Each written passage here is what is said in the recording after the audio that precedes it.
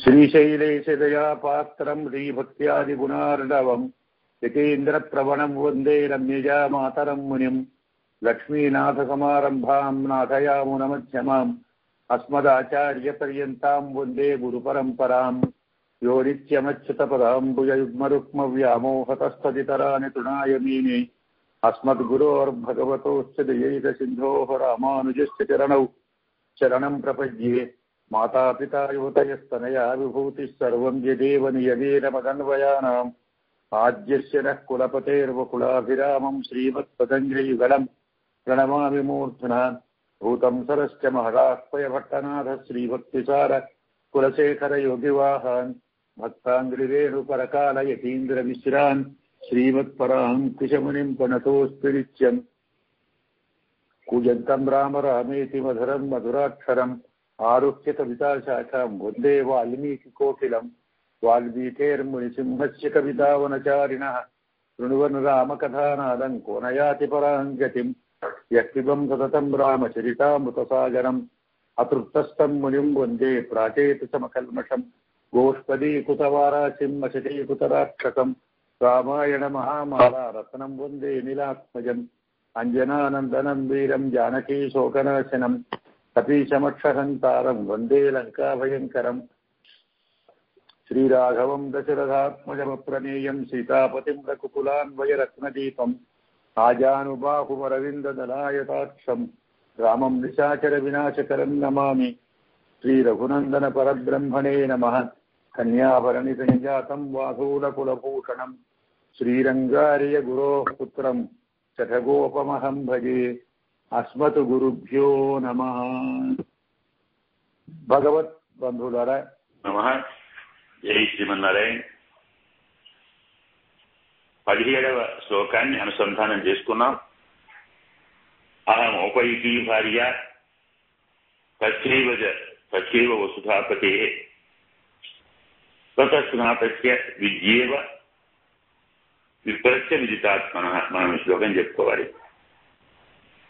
ఉపధాయ భుజంతస్య లోకనాథస్య సత్కృతం కథం నా ఉపధాస్యాం భుజం అన్యస్య కచ్చిత్.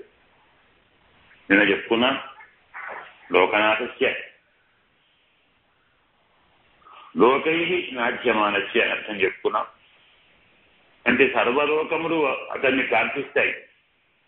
ప్రతివాడు తన పదవి దక్కాలన్నా, తనకు పేరు కావాలన్నా, తనకు భోగం కావాలన్నా, తనకు ఏమి కావాలన్నా స్వామి దేహి దేహి దేహి ఆ స్వామిని ప్రార్థించి అతని అనుగ్రహంతో అన్ని పొందుతారు. ఇలా సకల లోకములతో ప్రార్థించబడి యాచించబడేటువంటి ఆ మహానుభావుని యొక్క ఉపసాయ భుజంతస్య లోకనాథస్య సత్కృతం అంటారు. సత్కృతం భుజం అని అంటే సత్కరించబడినది అంటే దక్షిణ బాహువు అన్నమాట.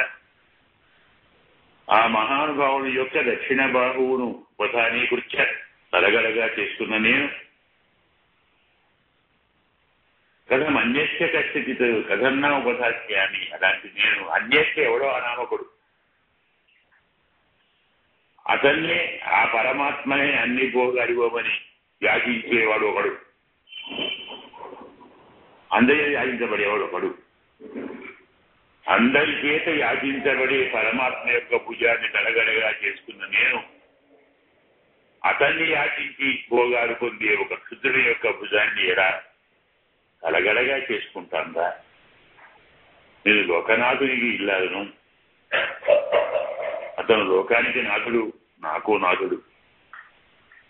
అతను మాత్రమే నాకు నాథుడు. అతనికి మాత్రమే నేను భార్యను, పత్రిని. అలాంటి నేను మరెవరికో భార్యను కాలేను, మరెవరినో భర్తగా నేను అంగీకరించను. లేదు. అసలు ఎలా అంగీకరిస్తాను అనుకుంటున్నావు? ఎక్కడ రాముడు, నీవెక్కడా? మీ ఇద్దరికి పోలికెక్కడా? అతను అందరి చేత యాచించబడేవాడు, నీవు అందరినీ యాచిస్తున్నావు. నీవు నీచుడవు, క్షుద్రుడవు, అతను లోకాధినాథుడు. అలాంటి వాడి భుజాన్ని రగడగా చేసుకొని, అంటే అలాంటి వాడిని ఆలింగనం చేసుకున్నటువంటి నేను ఎలా ఇంకొకరి భుజాన్ని తరగడగా చేసుకుంటాను? నీకు ఆలోచించటానికి అవకాశమే దొరకడం లేదా? కొంచెం ఆలోచిస్తే నీకే అర్థమవుతుంది అని చెప్పి అహమపైకి భార్య తత్తి వసుధరాపతే వసుధాపతే 2 పదాలు ఉన్నాయి. అందుకే మరీ మరీ చెప్తున్నది, నేను అతనికి మాత్రమే ఔపైకి భార్య అంటే విధి విధానంగా పాణిగ్రహణం చేసుకోబడినటువంటి పత్ని నేను, అతనికి మాత్రమే యోగ్యమైన దాన్ని. ఎలాంటి వాళ్ళతో వృతస్నాతస్య అంటే ఆ రాముడు బ్రహ్మచర్య వ్రతాన్ని పాటించాడు, ఆచరించాడు, గురువుగారి దగ్గర విద్య అభ్యసించాడు, విద్య పుట్టేనాక స్నాతకాన్ని సమావర్తనం అంటాం, స్నాతకాన్ని యథాశాస్త్రం అనుసరించుకున్నాడు. ఇప్పుడు ఆ స్నాతకం అయిన తర్వాత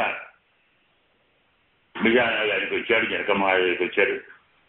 అక్కడ యథావిధిగా నా పాణిగ్రహణం చేశాడు, అంటే నన్ను చేసుకున్నాడు. అన్ని సక్రమంగా జరిగాయి, ఇందులో ఏది లోపం లేదు, ఎక్కడ ఏ ఒక్క పని తగ్గలేదు, అశాస్త్రవిహితం ఏదీ లేదు, శాస్త్రవిహితమైన దాన్ని తప్పను లేదు, శాస్త్రవిహితం కాని దాన్ని ఆచరించలేదు, నిషేధించిన దాన్ని ఆచరించలేదు, విధించిన దాన్ని అతిక్రమించలేదు. యథాశాస్త్రం భూయాస్ అంటాం కదా, అలా శాస్త్ర అనుగుణంగా వ్యవహరించిన మహానుభావుడు నాటకము చేసుకున్నాడు, నా దగ్గరికి వచ్చాడు, యథావిధిగా వివాహం చేసుకున్నాడు. ఎందుకు అంటే చెప్తున్నాడు, వృతస్నాతస్య విద్యేవ విప్రస్య విదితాత్మన అంటే ఆత్మస్వరూప యాథాత్మ్యం తెలిసినవాడు, ఆత్మజ్ఞానం కలవాడు. వివాహం అనేది కూడా ఆత్మజ్ఞాన ఉపయోగమే. గృహస్థుడికి యథావిధిగా వివాహం చేసుకున్నటువంటి గృహస్థుడికి ఆత్మజ్ఞానం సహజంగా కలుగుతుంది. ఆత్మజ్ఞానం కలవాడు గృహస్థాశ్రమాన్ని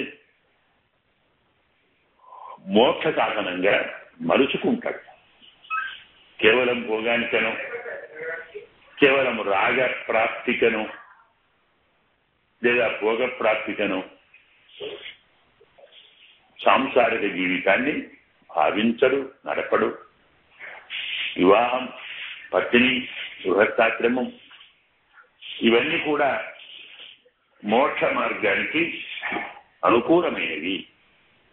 యథావిధి గృహస్థాశ్రమాన్ని 5 రుణాలను తీర్చుకోవడంతో పంచమహాయజ్ఞాన్ని ఆచరిస్తూ పరమాత్మను ధ్యానం చేస్తే, యోగంలో పరమాత్మను ధ్యానం చేయగలిగితే, పరమాత్మ చింతన చేయగలిగితే గృహస్థాశ్రమం మోక్షాన్ని ప్రసాదిస్తుంది. అందువల్ల అతను విదితాత్మ, ఆత్మతత్వం తెలిసినవాడు. అంటే ఏమర్థం? నీవు జ్ఞానశూన్యుడవు అన్నమాట. నేను జ్ఞానము గలవానికి భార్యగా ఉంటాను, కానీ జ్ఞానశూన్యునికి ఎలా భార్యగా ఉంటాను? ఎలా అనుకున్నావు నువ్వు? వ్రతస్నాతస్య విప్రస్య విద్యేవ విదితాత్మన. ఇక్కడ 2 తీరకాలు చెప్పుకుంటా.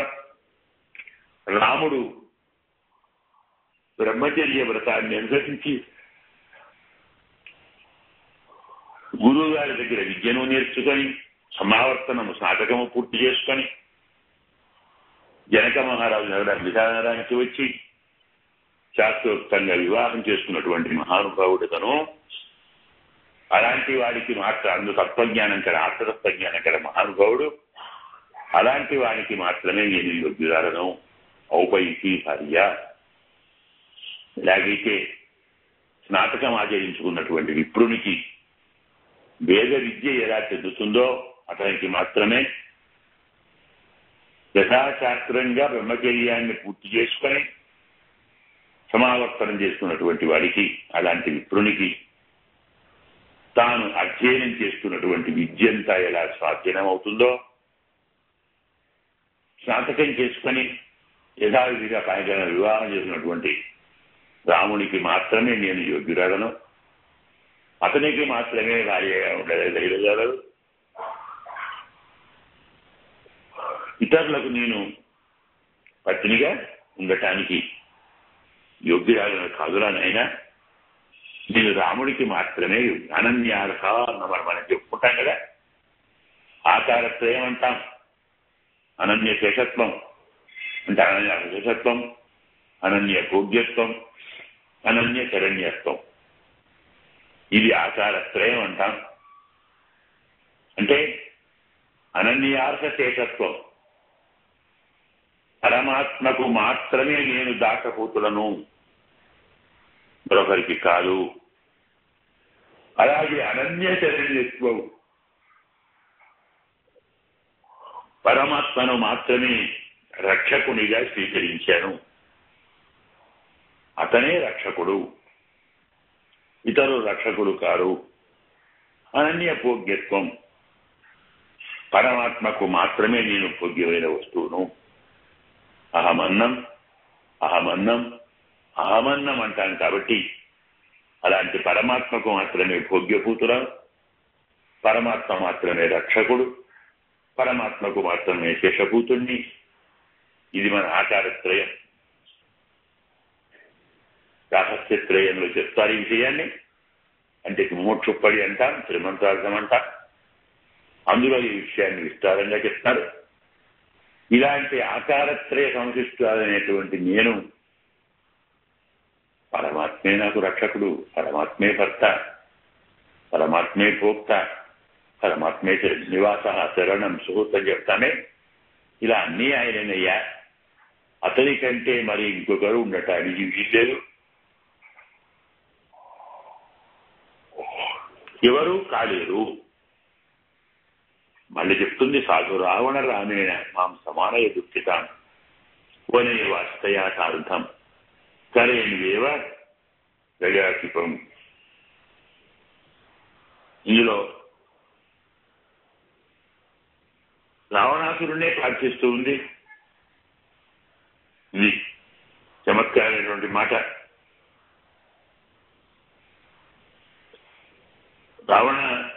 సాధు రావణ రామేణ మాం సమానయ దుఃఖితాం. రావణ, నేను రాముడి వియోగంతో దుఃఖిస్తున్నాను, విలపిస్తూ ఉన్నాను, బాధపడుతున్నాను.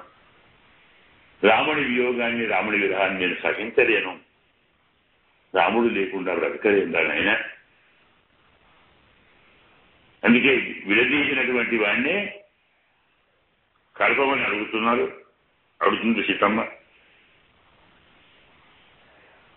దొంగను మంచి నీరు యాచించినట్టు అంటాడు. పదిచోరం పాని యాచి కాబట్టి వాడు దొంగ. మన దగ్గర ఉన్నదాన్ని దోచుకోపోదామని వచ్చాడు. మనం బాగా దక్కి అయింది,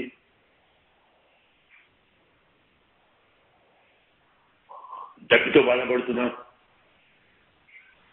నీరు దొక్కితే బాగుండు అని బాధపడుతున్నాం. చదువుకుంటే ఎప్పుడు తప్పుతుందేమో, దక్కిని తట్టుకోలేము, బాగా తట్టుకోగలం. కానీ అందుకే దొంగని బాబు కొంచెం మంచిగా వస్తావా, దాహం బాగా అవుతుంది అడిగితే ఎలా ఉంటుందండి? వాడికి ఏం కావాలి? వీడు పడిపోవాలి. మనం పడిపోతే గృహ తప్పితే మన దగ్గర ఉన్నటువంటి సమాధానాలన్నీ వాడు అపహరిస్తారు, వస్తువులని అపహరిస్తారు. మనం నిస్సహాయాన్ని చేసి, అధ్యక్షుడిని చేసి, ప్రతిఘటించదారని తయారు చేసి, మన దగ్గర ఉన్నటువంటి వస్తు జాతాన్ని, ద్రవ్యాన్ని అపహరించే దొంగను, నాన్న నా కొంచెం మంచిగా ఇస్తారా అడిగితే ఎలా ఉంటుందో, రాముడి నుంచి వేరు చేసి అపహరించి తీసుకొని వచ్చి తాను సొంతం చేసుకుందామనుకున్న రావణాసురుణ్ణి పట్టుకొని, బాబు నన్ను రాముడితో కలుపు,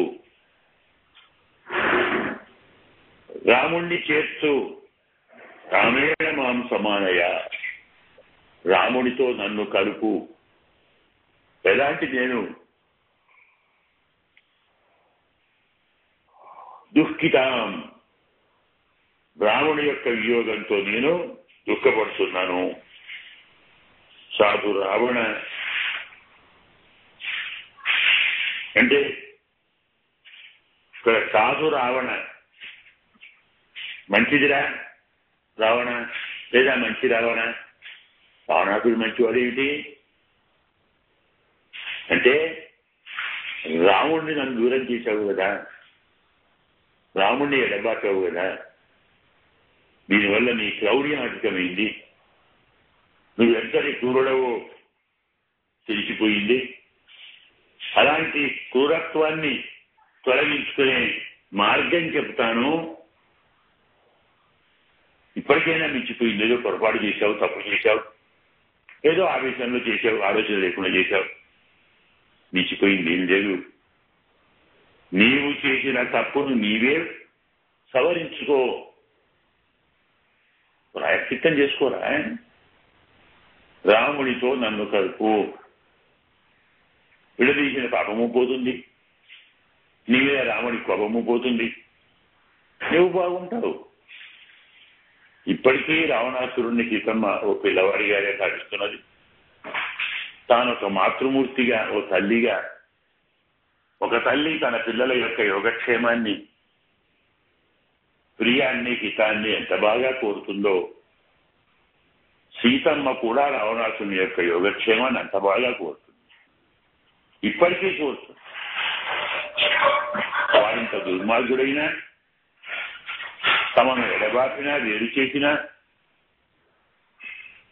ఆమెను స్వాధీనం చేసుకోవాలనేటువంటి ప్రయత్నం చేస్తున్నా కానీ సీతమ్మ అతన్ని తన పుత్రునిగానే భావించి తల్లిగా ఆయన మించిపోయింది లేదు. ఇప్పటికీ ఏదో ఎక్కువ తెచ్చుకొచ్చావు, ఏదో ఆవేశంతో ఓ కామకత్వ వ్యాపారంగా మోగించబడి మోహాన్ని చెంది మూర్ఖుడవై చేశావు. ఇప్పటికైనా చేసిన తప్పును నీవు సవరించుకోవచ్చు. అంటే అపహరించిన నీవే మళ్ళీ చేర్చు. రాముడి దగ్గర నుంచి వేరు చేసింది నీవే, మళ్ళీ రాముడిని చేర్చేది కూడా నీవే. నీవు చేరిస్తే ఈ దోషం పోతుంది. ఇలా చెప్పడంలోని చమత్కారం ఏమిటి అంటే, భగవంతుడి నుంచి దూరం చేసేది మనస్సే, మళ్ళీ భగవంతుడిని చేర్చేది మనస్సే. మనయో మనుష్యాణం కారణం బంధమోక్షయో అని చెప్తుంది శాస్త్రం. సంసారంలో బంధించబడి ఉండటానికి కారణం మనస్సే. సంసారం నుండి వేరు చేసి పరమాత్మని చేర్చేది కూడా మనస్సే. గుణేషు సక్తః బంధాయ చెప్తుంది భాగవతం. సత్వరజత్వ గుణాలు ఉన్నాయే, ఈ మూడు గుణాల యందు ఆకర్షమైనంత కాలం మనస్సు సంసారంలోనే ఉంటుంది. దాని యందు విరక్తి పొంది పరమాత్మను ప్రేమించగలిగితే అదే మనస్సు మోక్షాన్ని ఇస్తుంది. సంసార బంధాన్ని ఇచ్చేది మనస్సే, సంసార బంధాన్ని విడిపించి మోక్షాన్ని ఇచ్చేది మనస్సే. మనం అందుకే మనస్సుని ఆశించాలి. ఓ మనసా మనసా నన్ను సంసారంలో పడవేయకే, ఆ పరమాత్మ దగ్గర చేస్తూ కులశేఖరాలు వారు ముకుందమాలలో నాలుకను ప్రార్థిస్తాడు. ప్రావర్తయ ప్రాంజలి రశ్మి జిహ్వే నామాని నారాయణ గోచరాని. ఓ నాలుక, నీకు చేతులు జోడించి నమస్కారం చేస్తున్నాను. ప్రాంజలి రశ్మి, రెండు చేతులు జోడించి అడుగుతున్నాను. ఏం చేయాలి? ప్రావర్తయ, ప్రవర్తింపచేయి. ఎందులో? నామాని నారాయణ గోచరాన్ని. పరమాత్మ అయినటువంటి శ్రీమన్నారాయణుణ్ణి సాక్షాత్కరింపచేయగల నామాల యందు ప్రవర్తించు. అంటే నీవు ఆ నామాలను నిరంతరం భజించు. నాలుక, ఆ నామాలనే పలకమ్మా, వేరే మాటలు పలకకు. భాగవత ఆచార్య సంబంధ వ్యతిరేక్తమైనటువంటి మాటలు మాట్లాడకు. ఆ పేర్లలో, పరమాత్మ యొక్క పేర్లలో నువ్వు ప్రవర్తించు. అంటే బతుకున్నంత కాలం, స్పృహ ఉన్నంత కాలం, శక్తి సామర్థ్యాలు ఉన్నంత కాలం పరమాత్మనామాన్ని కీర్తించు. ఇది నాలుక చేసే పని. పూర్వం వాక్ప్రవృత్తాన తస్మిన్ తేన ప్రాప్తం గర్భవాసాది దుఃఖం. తనే అంటాడు కులశేఖరుడు. ఇప్పటిదాకా నా నాలుక పరమాత్మ నామాల యందు ప్రవర్తించలేదు అంటే పొరపాటుగా కూడా ఒక్కసారైనా నారాయణ, మాధవ, గోవింద, కృష్ణ, వైకుంఠ, అనంత ఇలాంటి నామాల్లో ఏ ఒక్క నామం పలకలేదు నేను. తేన ప్రాప్తం గర్భవాసాది దుఃఖం. అందుకే ఎన్నిసార్లు పుడుతున్నాను, చస్తున్నాను, పుడుతున్నాను, చస్తున్నాను. పరమాత్మ నామాన్ని నాలుక పలకనందువల్లనే సాంసారిక అయినటువంటి యాతనలన్నీ, అంటే గర్భవాసాన్ని, పునరపి జననం, పునరపి మరణం, పునరపి జన్మ చేయడం అన్నట్టుగా ఇలా పుట్టుక, పెరుగుట, మరణం అనేటువంటి సంసార చక్రంలో నేను భ్రమిస్తున్నాను. నాయన నాలుక మించిపోయింది లేదు. ఇప్పటికైనా సరే పరమాత్మను బోధించేటువంటి అర్థాన్ని చెప్పేటువంటి నామాలను పలుకు అని నాలుగని చెప్పాడు కులశేఖరుడు. సీతమ్మ ఇక్కడ రావణాసు ఇదని చెప్తుంది. ఆయన ఏదో పొరపాటు చేశావు, పిల్లవాడిని తప్పు చేస్తారు, మేము మన్నిస్తాం, కానీ చేసిన తప్పును సవరించుకోరా. సాధు రావణ రామేణ మాం సమానయ దుఃఖిత. రావణ, సరే ఇప్పటికైనా మంచివాడవు కా, విడదీసిన నీవే కలుపు. రాముడి నుండి విడదీసిన తీసుకొచ్చావు కదా, ఇక్కడికి రాముడిని తీసుకురా, అతనికి నన్ను అర్పించు. నీకు నీవుగా వెళ్ళి అతని దగ్గరికి వెళ్ళి అతనికి అర్పించడం కంటే అతనే పిలిపించు. దాంట్లోకి వస్తాడు. ప్రేమతో, భక్తితో 4 మాటలు మాట్లాడి అతన్ని అనుకూలం చేసుకొని అతనికి నన్ను అర్పిస్తే నీవు చేసినటువంటి తప్పు కొంత చాలా బాగా తగ్గిపోతుంది. అప్పుడు నీకు విచారించవలసినటువంటి అవసరం ఉండదు. బాగుంటావు నాయన. సాధు రావణ రామేణ మాం సమానయ దుఃఖితాం. ఎలాగైనా అంటే ఓని వాస్తయాసార్థం కరేణ్వేవ గజాతిపం. ఎలాగైతే అడవిలో వాస్తయా కరేణ్వా, వాటిక అంటే యువతి అర్థం, యవ్వనాన్ని పొందినటువంటి దాన్ని వాటిక అంటారు. కేవలం యవ్వనమే కాదు, భర్తృ సంయోగాన్ని అపేక్షించేటువంటి దాన్ని వాటిక. వాటిక యువతి ప్రోక్త కాముకి, వల్లభ ప్రియ, ఇలా కొన్ని నామాలు ఉన్నాయి. వాటిక అంటే యువతి, వాటిక అంటే యవ్వనాన్ని పొందినది, కోరికను పెంచుకున్నది. వాటిక అంటే భర్త సమాగమాన్ని కోరేది, నిరంతరం భర్త సమాగమాన్ని కోరేటువంటి యువతి వాటిక అంటారు. అలా వాటిక కానటువంటి యువతిని ఏ పురుషుడు చేరకూడదు. అలాగే అరణ్యంలో యవ్వనము పొంది సమాగమాన్ని కోరేటువంటి ఆడ ఏనుగుతో ఎలాగైతే గజాధిపుణ్ణి మగ ఏనుగును కలుపుతారో, కాముకి అయినటువంటి ఆడ ఏనుగుతో మగ ఏనుగును కలిపినట్టు అతని విరహాన్ని సహించలేక అలమటిస్తున్నటువంటి నన్ను రాముడితో కలుపు, రాముణ్ణి నాతో కలుపు.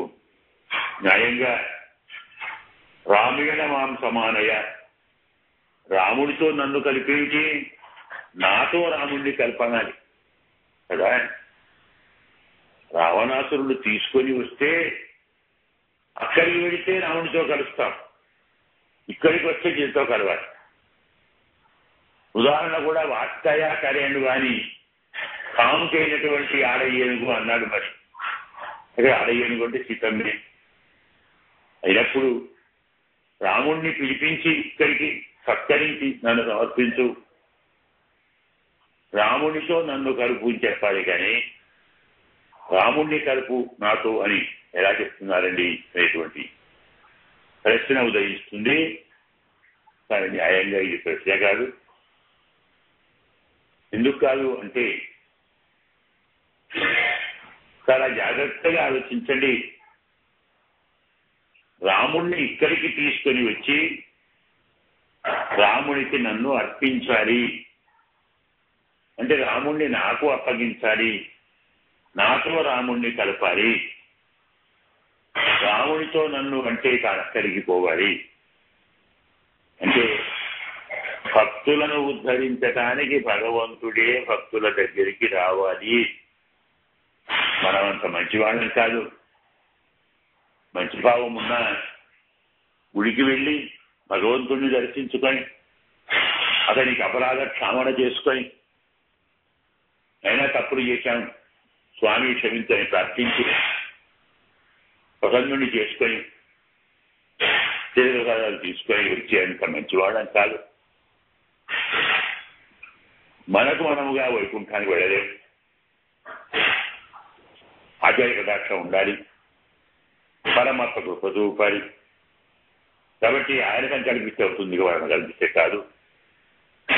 అందువల్ల నేను వెళ్ళలేను, ఆయన్నే తీసుకొనిరా. ఏనాటికైనా భగవంతుడే మన దగ్గరికి రావాలి. మనం వెళ్తాం ఆయన దగ్గరికి. మనం అంత మంచివాడమా కాదు కదా. ఆయనే వస్తాడు, ఆయనే తీసుకొని పోతాడు. కాబట్టి రావణ వేరు చేసిన నీవే నన్ను మళ్ళీ రాముడితో కలపవయ్యా. ఎంత బాగా చెప్పాడు వాల్మీకి, ఎంత బాగా చెప్పింది సీతమ్మ తల్లి. వేరు చేసిన వారే చేర్చాలి, ఎదరించిన వారే కలపాలి. అంటే సాంసారిక వ్యామోహంలో పడేది మనస్సే. సాంసారిక వ్యామోహం తొలగి పరమాత్మను ఆరాధించేటువంటి అవకాశం ఉన్నటువంటిది కూడా మనస్సే. భగవంతుని కోరేది మనస్సే, సంసారాన్ని కోరేది మనస్సే. అందుకే ఆ మనస్సునే ప్రార్థిస్తుంది సీతమ్మ. మాం సమానయ దుఃఖితాం వని వాస్తయాసార్థం కరేన్వేవ గజాటిపం మిత్రం అపైకం చేస్తాం రామస్థానం పరీక్షత అవసంచారిక్షత ఘోరం త్వయాసవు పురుషర్షభ. మళ్ళీ చెప్తుంది తల్లి, తల్లిగా మళ్ళీ ఉపదేశిస్తుంది. నాయనా తప్పు చేశావురా, పొరపాటు చేశావు, సరే ఇక్కడికి మించిపోయింది లేదు. నీ తప్పును నీవు సవరించుకో, రాముడితో మైత్రి చెయ్యి. చెప్తున్నాడు మిత్రం ఔపైకం కర్తుం రామ స్థానం పరీక్షత. అంటే రాముణ్ణి మిత్రునిగా చేసుకో. మిత్రునిగా ఎందుకు అంటుందండి? రాముణ్ణి శరణు వేడు అనొచ్చు కదా. అంటే రాముణ్ణి శరణు వేడు అని చెప్పితే ఓహో రాముడు గొప్పవాడు, నేను తక్కువ వాడినా, నేను కింది వాడినా, నేను నీచుడినా క్షుద్రుడినా, ఆయన గొప్పవాడా, నేను ఒప్పుకోను, నేను రాముడు అంతటి వాడిని, నాకు మాత్రం ఏం తక్కువ, నాకు అన్ని లోకాలు నా మాట వింటాయి, నా ఆధిపత్యంలో ఉన్నాయి, నేను చెప్పినట్టు వింటాయి, నేను లోకనాథుడినే, నేను ఆయన తెలియదేంటి అని అభిమానానికి పోతాడు, మొహమాటానికి పోతాడు, అహంకారంగా ఉన్నవాడు. ఇలాంటి వాడిని పట్టుకొని నువ్వు రాముడితో శరణాగతి వేడురా, రాముడిని రక్షించబడతాడంటే వాడు వెళ్తాడా? వాడు వెళ్తాడా? వాడు ఆమోదిస్తాడా? అందుకోసం పోనీరా, ఇద్దరు సమానులే అనుకుందాం, నీవు కూడా అంతటి వాళ్ళవే అనుకుందాం. సమాన యోగ మైత్రి అని కదా శాస్త్రం. ఇతని మనస్సు ఇతన్ని బుజ్జగించి లాడించి నచ్చజెప్పి ఓదార్చి ఈ దుష్టభావాన్ని మరల్చి మళ్ళీ పరమాత్మ దగ్గరికి నన్ను చేలా చెయ్యాలి అనుకున్న తల్లి. అంటే తనకు రామ సమాగమం కావాలి, రావణాసురుడికి రామునితో శిక్ష తప్పాలి, వాడు బాగుండాలి, నేను బాగుండాలి, వాడెందుకు నశించాలి అనుకున్న తల్లి. కాబట్టి అలాంటి వాత్సల్యం ఉన్నటువంటి తల్లి కాబట్టి ఆయన ఏమి కుంభమునిగింది ఏం లేదు. మిత్రం అపైజం కర్తం రామ స్థానం పరీక్షత. ఇప్పటికైనా నీవు ఈ ప్రాంతంలో, ఈ రాష్ట్రంలో కావచ్చు, ప్రజలు కావచ్చు, ఈ ప్రాంతంలో అంటే నీ రాజ్యంలో నీవు రాజుగా ఉండాలనుకుంటే స్థానం పరీక్షత, ఉనికిని కోరితే, అంటే నీవు మరికొంతకాలం లంకలోనే ఉండి లంకా నగరాన్ని పరిపాలించాలనుకుంటే, నీ రాజ్య పరిపాలనకు ఎలాంటి విఘ్నము రాకుండా ఉండాలంటే ఒక ముగ్గురిని నీవు చాలా జాగ్రత్తగా చెప్పాడు. ఇక్కడ నీవు ఉండాలంటే రాముణ్ణి శరణు వేడు అనకుండా రాముడితో మైత్రి చేయిరా అంటే ఫ్రెండ్షిప్ చేయి. రాముణ్ణి మిత్రునిగా చేస్తే మరి నేను అనుకుంటానండి రాముడు ఒప్పుకోవద్దా, ఆయన కలుస్తాడా అంటే ఔపయికం మిత్రం కర్తం, మిత్రుడిని చేసుకుంటాడు ఎదుగురాడుగా. నేను నీ మిత్రుణ్ణి, నీకు కావలసిన వాడిని, నీకు అన్ని హితాలు కలిగిస్తాను. ఇలా రాముడు చేస్తాడు కాబట్టి అన్న నీవు రాముడితో మైత్రిగా ఉండు. మిత్రం ఉపయోగం కర్తం రామ స్థానం పరీక్ష. లంకలో ఉండాలనుకుంటే లంకాధిపతిగా నీవు మరికొంతకాలం కొనసాగాలి, బ్రతకాలి అనుకుంటే రాముడితో మైత్రి చేయి. అంటే ఏం మాట్లాడుతున్నావు, నేను వాడికి మంచి చేయడం ఏంటి, నాకు బతికేందుకు, నేను చచ్చినాక నిన్ను వదిలిపెట్టాను అంటాను కదా. ప్రాణం పోయినా సరే నేను ఒప్పుకోను అంటాను కదా. అలాగే సీతమ్మ ప్రాణత్యాగానికి ఎప్పుడు సిద్ధపడింది, తనలో ఉన్నటువంటి అలాంటి చూసుకొని ప్రత్యేకించి నువ్వు ఇక్కడ ఉండాలి అనుకుంటే రాముడితో స్నేహం చేయగా, నేను ఉండనయ్యా, నేను మరణించాలనుకుంటున్నాను, నేను చచ్చినా వదిలిపెట్టాను అంటావా? కావాలి అనుకున్నాక అసలు మంచి సావు సావరాదు, ఘోరమైన సాగు ఎందుకు చేస్తావు? అదేంటండి ఇందులో మన సావులో రెండు ఘోరం ఉంటాయా? సావు సాగే కదా అంటే అస్సలు కాదు. మంచి సాగు వేరు, ఘోరమైన సాగు వేరు. నీ ఉండగా, నీ సైన్యం ఉండగా, నీ బలం ఉండగా, నీ ప్రతాపం ఉండగా, నీ విధ్వంసాలు ఉండగా దేవతలందరూ భయపడి పారిపోయారే నీకు. కానీ ఎప్పుడుగా నీవు యుద్ధం చేసే వానరులతో నిన్ను వానరులు యుద్ధానికి మొదలుపెడితే ఎవరైనా ఉంటారా? శ్రవణక్కుళ్ళు యుద్ధానికి కలబడితే ఎవరైనా ఆగుతారా? ఒక్కొక్కరిని చంపుకుంటూ పోతాడు కదా రాముడు, లేదా రావణాసురుడు వాని సైన్యాన్ని ఒక్కొక్కరిని చంపుకుంటూ పోతాడు రాముడు. కొడుకులను, మనవులను, తమ్ముడు కొడుకులను, తమ్ముళ్లను, రవేసుర కళాకులను. రావణాసురుడు చూస్తుండగా, నీవు చూస్తుండగా నీ వారందరినీ నీ ముందర చంపుతుంటే నీ పరిస్థితి ఏమిటిదా? అందరూ అయిపోయిన తర్వాత మీ మీదకి బాణం నిలబెట్టి నిన్ను చంపితే నీవు ఇంతకాలం 74 మనం ఇక్కడ చెప్పుకుంటున్నాం. ఈ రీతిలో నీవు బతకాలి అనుకుంటే కాదు బాగా కావాలి అనుకుంటే, కాస్త మర్యాదగా, మన్ననగా, గౌరవపూర్వకంగా నువ్వు చావాలి అనుకున్నా రాముడిని మిత్రులు చావురా. బతకాలన్నా రాముడే కావాలి, నువ్వు మరణించాలన్నా రాముడే కావాలి. ఇంద్రజిత్తు, కుంభకర్ణుడు, ప్రహస్తుడు, విద్యుజ్జిప్పుడు ఇలాంటి వాళ్ళందరూ ఎదురా ఉన్నారు మహానుభావులు.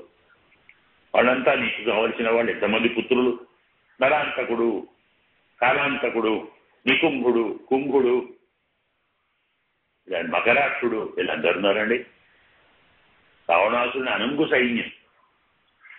రావణాసురున్న లంకకు వచ్చి రావణాసురుడు చూస్తుండగా వారి ముందర ఉన్న వీళ్ళందరినీ ఒక్కొక్కరిని చంపుకుంటూ పోయి రావణాసురుడిని నిస్సహాయుని చేసి, ఒక్కడిని చేసి అడుగుదామన్నా ఎవరు లేరు, చెప్పుదామన్నా ఎవరు లేరు, విందామన్నా ఎవరు చెప్పరు. నన్ను రక్షించురా బాబు, నాకు సాయం చేయని అడుగుదామంటే ఎవరు ఇస్తే కదా. ఇలా మిత్రులు, పుత్రులు, అన్నదమ్ములు, సోదరులు ఇలాంటి వారందరూ ఉండగా మరి ఇలాంటి వారందరినీ చంపుకుంటూ పోయి ఇక ఎవరూ లేక ఒక్కడి ఒంటిగా మిగిలిన నీవు అరుద్దామన్నా పిలుద్దామన్నా దిక్కులేక అయ్యో నాకు గట్టిపట్టిందే అని బాధపడుతున్న నిన్ను చంపడం ఘోరమైన సాగు కదా. నీ ముందరే నీ వాళ్ళంతా పోతుంటే నీవు చూసుకుంటూ కూర్చునే దృష్టికి నీకు వచ్చిందంటే ఇది నీకు రావాలా? ఇది అవసరమా? ఈ ఆపదను తప్పించుకోలేదా అంటే హాయిగా తప్పించుకోవచ్చు. ఒక్కటే మార్గం, పరమాత్మను అంటే పరమాత్మను శరణు వేడు. పరమాత్మ రక్షకుడిగా కోరితే నీకు ఆపద పోతుంది రా బాబు. నీవు ఉండాలనుకున్నా స్వామిని శరణు వేడాలి, పోవాలి అనుకున్నా కాస్త మంచి సాగు సాగటానికి ఆ పరమాత్మను శరణు వేడాలి. పదంచా నిత్యతాఘోరం స్వయాసౌ పురుషర్షభ విదిత సది ధర్మజ్ఞ శరణాగత వత్సర తేన మైత్రీ హోతుతే ఇది జీవితమిచ్చసి. ఏమమ్మా ఏం మాట్లాడుతున్నావు? నేను వీడు అడగగానే రాముడు ఒప్పుకుంటాడా? స్వామి స్వామి క్షమించండి, పొరపాటు చేశాను, తప్పు చేశాను, నన్ను మన్నించండి, నన్ను వహించకండి, బతికించండి, ఇగో ఇదమ్మా మీకు ఇస్తున్నాను అని ఇప్పుడు వెళ్ళి క్షమాపణ కోరి శరణు వేడితే రాముడు అంగీకరించాలని ఎక్కడుంది?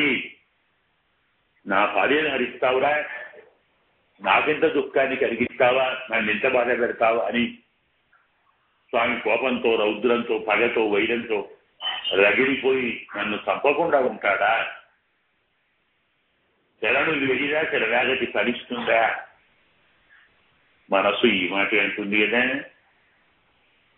బుద్ధి భగవంతుణ్ణి శరణు వేడురా నాన్న అని చెప్తుంటే మనస్సు నువ్వు వెళ్ళగానే ఒప్పుకుంటాడా? దగ్గరికి వస్తాడా? నువ్వు తీసుకొని పోతాడా? ఇంతకాలం ఇన్ని ఘోరాలు, ఇన్ని తప్పులు చేశావు, ఇన్ని జన్మలు పుట్టావురా, ఎన్ని ఇష్టములు ఇచ్చావు నువ్వు. మనిషిగా, పశువుగా, పక్షిగా, క్రిమిగా, కీటకముగా, చెట్టుగా, గుట్టగా, రాయిగా, రప్పగా, ఓ పురుగుగా, తిమిగా ఎన్ని వందల, వేల, లక్షల, కోట్ల జన్మలు ఇచ్చినటువంటి నీవు, ఇంతకాలం భగవంతుని నామాన్ని మర్చిపోయిన నీవు, భగవంతుని సొత్తులు నా సొత్తు అనుకునే నీవు, భగవత్ సొత్తెవరు అంటే ఆత్మే కదా. చింతేన కృతం పాపం చోరేన ఆత్మాపహారిన అని మనమంతా దొంగలన్నమాట. ఏం చేశామంటే ఆత్మను అపహరించాం. ఆత్మ ఎవరిది? భగవంతుడి. భగవంతుని ఆత్మను అపహరించిన దొంగలం కదా. మరి ఇవాళ వెళ్ళి స్వామి అన్యదా శరణ స్వామి శరణం అంటే అనగానే స్వీకరిస్తాడా? తప్పులు శిక్షించడా అని చిన్న అనుమానం వస్తే విజితాసై ధర్మజ్ఞ శరణాగత వత్సర. తన ఇంటి గుట్టు చెప్తుంది సీతమ్మ. ఎంత దయగా చూడండి తల్లి.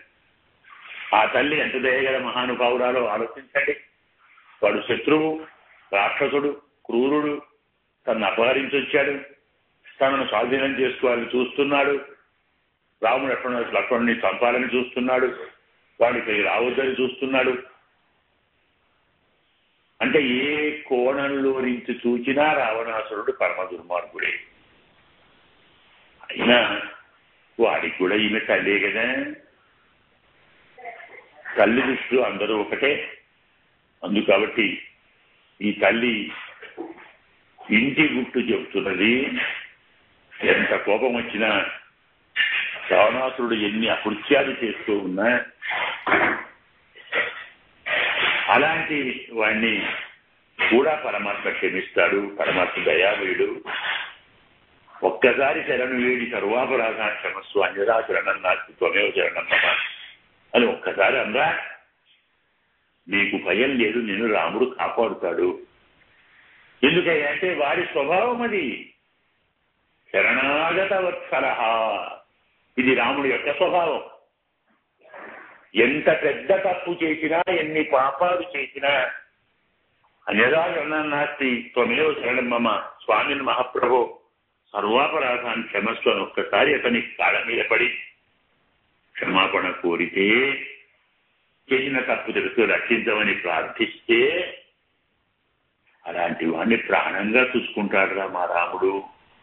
శరణాగత వత్సర, ఒక్కసారి శరణు వేడాడంటే అలాంటి వాడి మీద అమితంగా వాత్సల్యాన్ని పెంచుకునేవాడు రాముడు.